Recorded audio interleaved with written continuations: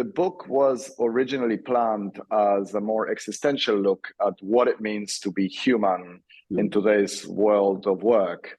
And I always tell people the story that we signed the contract on February 2020. So, the pandemic was already starting in some parts of the world, but not quite unfolding in the Western part.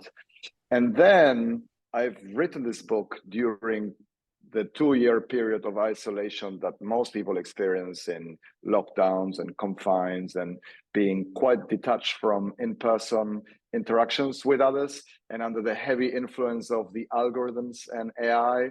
So then the book became what it means to be human, or how to be human in the age of AI. And I wanted to take a look at the most neglected aspect of the AI age, which is humans. So it's a book about how artificial intelligence is changing the way we live and work. And the first half is a little bit gloomy and dark because it talks about the negative influence that AI has had on us already, making us more boring, more predictable, more biased, more narcissistic, and quite impulsive and more distracted. And the second part is about how we can reclaim our humanity in an age in which we can expect technology to continue to upgrade itself, but we need to not downgrade ourselves. So just because we have generative AI doesn't mean we have to degenerate ourselves or humanity.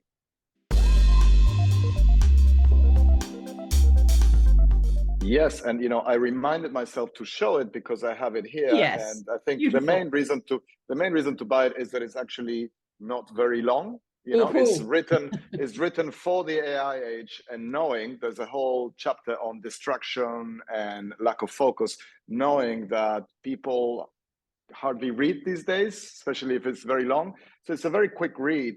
And I would say the main messages are twofold. One, that we have spent the last 10 years or so worrying in a quite paranoid way about whether artificial intelligence would equal or even surpass human levels of intelligence. And in that process, where AI tried to become more human-like, we actually became more like machines and more robotic and more boring. So, I'm trying to position this book as a mirror that I hold in front of the reader so that he or she can question their habits and recover some of the more fulfilling and flourishing or creative activities that were once more typical than they are today. That's the first kind of key message.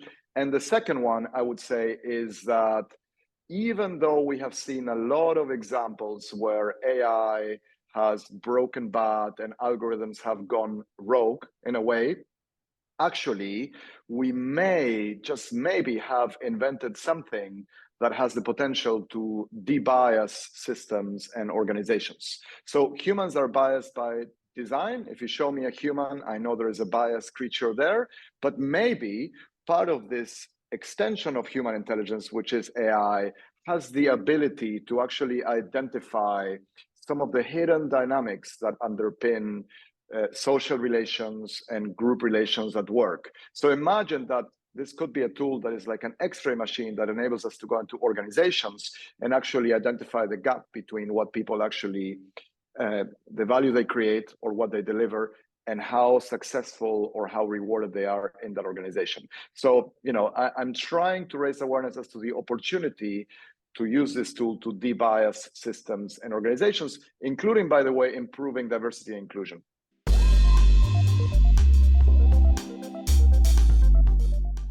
There's one chapter about how we could use AI to debias us and make us more open-minded. And I talk about, not open AI, which is obviously the company that made ChatGPT or generative AI famous, but open-minded AI. And I talk about a world in which all the algorithms that impact us, recommendation engines in Spotify, Netflix, Amazon, Tinder, even Twitter, LinkedIn, etc., that create this very cushy filter bubble and that allow us to exist in this echo chamber where we are only exposed to the things we want to hear and the things we want to see. Imagine that we retool the algorithms to show us things we don't like, but we should consider in order to become a more open-minded version of ourselves. So imagine you go on an online or mobile dating site and it recommends you people who you will really dislike, but they might make you more open-minded. Or imagine that your newsfeed is customized to give you all of the political views you dislike and all the news of the world. So obviously, this would lead to the massive exodus or defection from these platforms onto other platforms that give us what we want to hear and see. The point I'm trying to make here is not AI that is biased, it's humans that are biased and who love their biases, especially because we don't recognize them as such.